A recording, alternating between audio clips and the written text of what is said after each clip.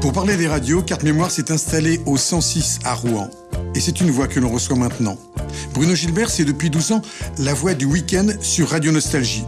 Il a d'abord été un auditeur attentif de la bande FM avant de passer de l'autre côté du miroir. Son premier micro, c'était en 1985 sur Radio Solaris à Yvetot, en Normandie.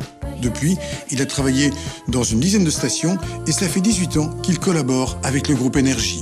Bruno, je vous pose la question du vendredi. Quel sujet avez-vous choisi de revoir ? J'aimerais, ce qui me ferait vraiment plaisir, revoir le sujet sur l'animateur, propriétaire, fondateur de Radio Vesuvio à Hérouville-Saint-Clair. On est en 1994, vous restez avec nous, on en parle tout de suite après, c'est formidable et délicieux même. À Radio Vesuvio, pas d'enseigne fluo, c'est là-haut, dans son 2 pièces cuisine, que Mario a installé son studio. Radio Vésuve, l'a bien nommé, s'est éveillé un jour, au fond du cœur de ce vieux prolo. De la République, ils sont assassinés une deuxième fois ces combattants de la liberté. À la soixantaine, l'ancien maçon a lâché la truelle pour le micro. De notre cher Patrick est ici présent. Il aime la variété, l'opérette et l'opéra, le musette et le blabla. Est-ce que tout bat contre le show business? Est-ce que tout bat vis-à-vis d'une personne? Vis-à-vis de c'est pas de... Mario est un battant, un militant de toutes les causes, toujours. À sa passion pour Caruso, son faible pour Moreno, il ajoute Jaurès et Mexando. Quoique, après 10 ans de fidélité, Mario n'y croit plus au socialo. Je suis socialiste dans mon cœur. Je vois que les socialistes aussi ont fait des bêtises qui leur coûté cher et ne sont pas voulu m'écouter. Surtout. Alors c'est pour ça que je suis dégoûté. Et voilà, on poursuit notre programme avec nos chansons. Hein. Mario est fatigué, alors de plus en plus, Simone prend sa place au micro. Oui. Bonsoir radio, bonsoir les songes. Ensemble, ils diffusent du matin au soir les trésors de Vesuvio. Des milliers d'heures de bonheur. Je suis fier de dire que après avoir travaillé pendant un demi-siècle sur la boîte de le patron, j'ai travaillé maintenant pour moi-même et pour faire plaisir à tous ceux qui sont de la solitude. Parce que c'est une radio qui porte beaucoup de bonheur à les gens qui sont tous seuls. Mario, le roi des tangos.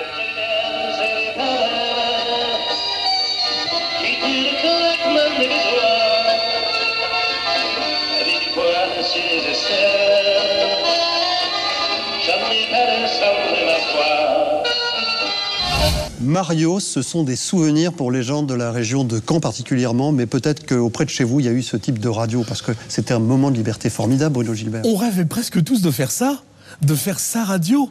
Peut-être d'abord pour soi, pour sa satisfaction personnelle, mais de parler aux gens, oui, de son immeuble, de son quartier, oui, de sa ville, de partager sa passion, sa musique, on le voit très bien, sa femme prend l'antenne, c'est du plaisir. C'était pas formaté comme la radio d'aujourd'hui. Non, évidemment, il n'y avait pas de logique marketing, il n'y avait pas d'enjeux financiers, on le sent un peu désabusé quand même, ce monsieur-là, mais la passion est toujours présente. Alors aujourd'hui, elles ont bien changé les radios.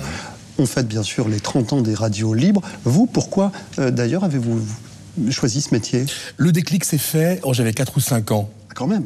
Dans ces eaux-là, allez, à 6 mois près, Jean-Loup. Ouais, c'est incroyable. On écoutait les grandes ondes à la maison, on écoutait, sans vouloir en parler plus que d'une autre, c'était RTL. RTL, bien sûr, Maurice Favière. Maurice Favière le matin, et Fabrice qui animait la case Trésor.